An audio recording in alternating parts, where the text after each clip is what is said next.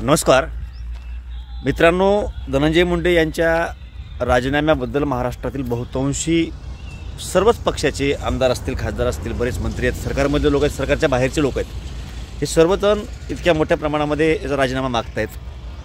तरीसुद्धा धनंजय मुंडे हे राजीनामा देत नाही आहेत. आणि या प्रकरणामध्ये अजित पवार मजबूर झालेले आहेत का, त्यांचा नावेलाज होतोय का, किंवा मग धनंजय मुंडे यांच्या प्रभावासमोर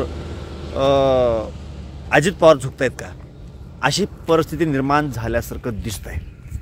आपण असं का म्हणतोय तर अजित पवार यांचं तुम्ही अगदी सुरुवातीचं स्टेटमेंट पहा, ज्या काळामध्ये संतोष देशमुख यांचा खून झाला आणि त्या काळामध्ये प्रत्येक पक्षातील भाजप असेल, राष्ट्रवादी असेल, अगदी सत्तेमधले जे लोक आहेत यांच्यामधून सुद्धा मोठ्या प्रमाणामध्ये ही मागणी आली की यांचा राजीनामा घ्या. त्या काळामध्ये अजित पवार यांनी म्हटलं होतं की एखादा व्यक्ती सांगत असेल की मी त्या प्रकरणामध्ये नाही, माझा दोष नाही, आणि असं असताना आपण त्याचा राजीनामा मागायचा कसा.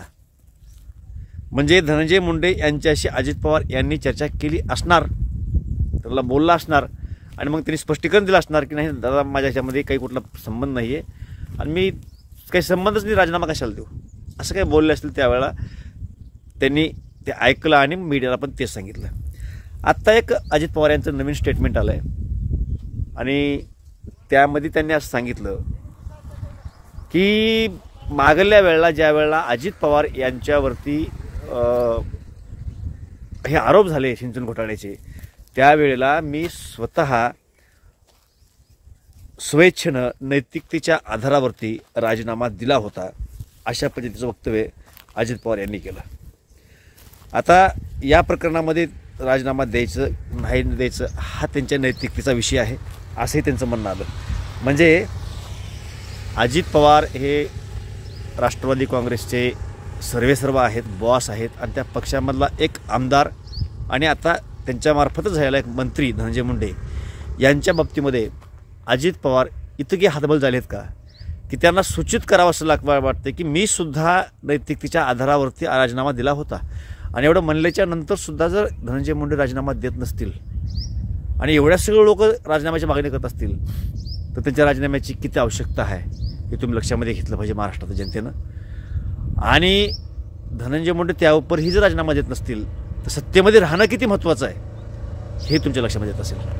जोपर्यंत धनंजय मुंडे सत्तेमध्ये आहेत, पदावरती आहेत, तोपर्यंत ह्या प्रत्येक आरोपामध्ये जे कोणी लोक असतील यांना कुठल्याही प्रकारची शिक्षा होईल असं वाटत नाही, आणि ते होऊ नये किंवा आपल्या समर्थकांना संरक्षण देता यावं या अनुषंगानंच धनंजय मुंडे राजीनामा देत नाही आहेत. आणि त्यांचा राजीनामा घेण्याची हिंमत अजित पवार यांच्यामध्ये आता राहिलेली नाही असंच म्हणावं लागेल.